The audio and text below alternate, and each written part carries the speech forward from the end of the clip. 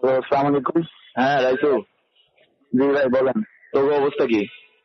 এই তো ভাই এখানে অবস্থা খুব খারাপ, স্টুডেন্টরা দাওয়ানি দিতেছে, আমগুলো পোলা পাইনে বহুত ঝামেলা করতেছে। যাই হোক, শোন, ভাই বলছি। অস্ত্র সব মোহাম্মদপুর থেকে যাইতাছে।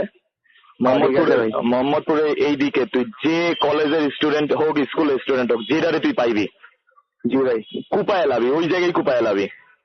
জি ভাই, আর আমগুলো উপরে তো নির্দেশ আইছে ভাই, সবাই মনে করেন রেডি থাকার লাগে, বুঝছেন।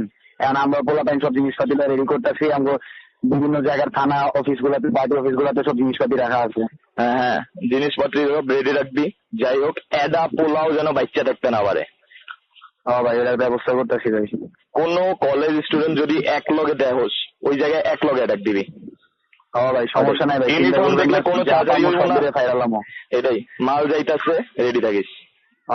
ঠিক আছে ভাই। হ্যাঁ, ধানমন্ডি ওই দিক যেন এডা পোলাও